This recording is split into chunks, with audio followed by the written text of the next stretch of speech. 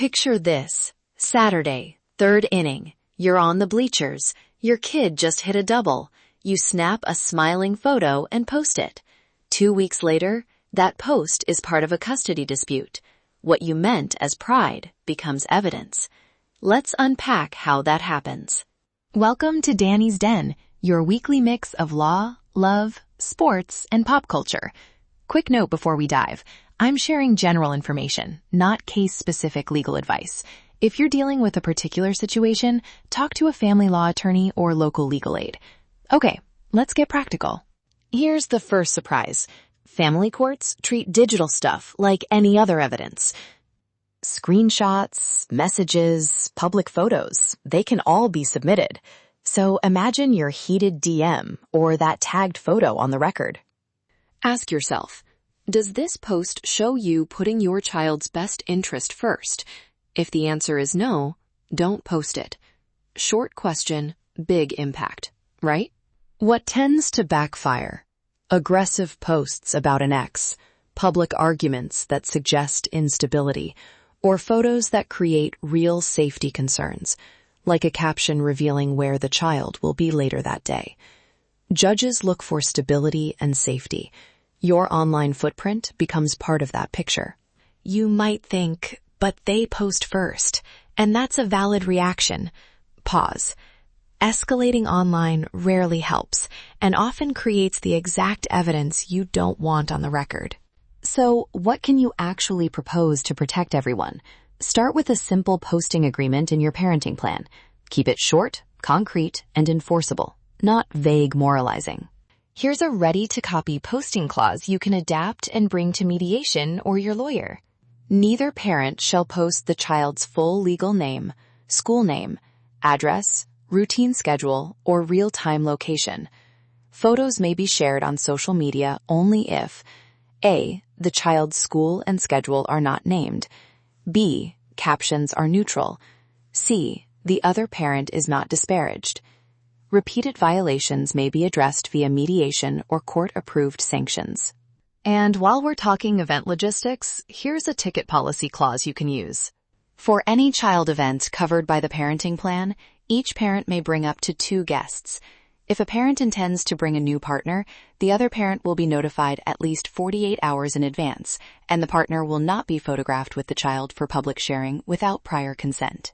Simple, specific language like that removes ambiguity. It's far easier to follow a one-sentence rule than a laundry list of don'ts. Let me give you a short game day vignette so this feels real. You're at a little league field, bleachers behind you, a hot dog stand to the right, and you post a photo with a caption like, "Running late, pickup at 6:30. 2 weeks later, a time-stamped screenshot is used to claim you missed a scheduled pickup. That tiny detail turned into a problem. Practical game day rules I tell parents. 1. Wait to post until after the event. Avoid real-time location tags. 2. If a new partner is coming, use a short pre-game script. I'm looking forward to you meeting my kid. For now, can we keep social posts to group photos without names? I'd like their privacy respected. 3. Include ticket sharing details in the plan. Who pays, guest limits, and the 48-hour notice for new partners. These small rules prevent a lot of weekend tension. If a conversation about rules heats up, try this calming line. I'm not trying to police you. I want a predictable routine for the kid. Can we work on language together or bring this to a mediator? That shifts the frame from blame to cooperation. And if there's a real safety concern, unwanted contact, stalking, threats, document it privately and bring it to your attorney or local authorities. Don't try to solve safety issues by posting about them publicly. Let's pivot to digital legacy and a small ritual you can actually keep. Playlists, photos, and captions are how kids will reconstruct their childhood online. For lower risk, use private shared albums or locked playlists. Try this. After a big moment, pick one song, add it to a private family playlist, and write a short note about why the moment mattered. It preserves the memory without broadcasting location or schedule. And if you do post publicly, Keep captions to feelings, not facts. So proud of this little person today. Beats Lincoln High, 4th period. The first honors the child. The second broadcasts details. Quick myth busting. Private accounts aren't bulletproof. Screenshots and hacked accounts happen. And deleting a post doesn't erase copies. Prevention, not regret, is your best strategy. Fast do's and don'ts for this week. Do propose specific parenting plan language. Do use private albums for family-only sharing. Do pause before posting anything that names schedules, schools, or custody details. Don't post angry messages about the other parent. Don't tag real-time locations.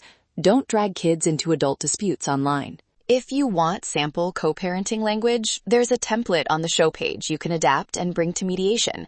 And if talks get heated, step back and request a mediator rather than trading posts. It really changes the outcome.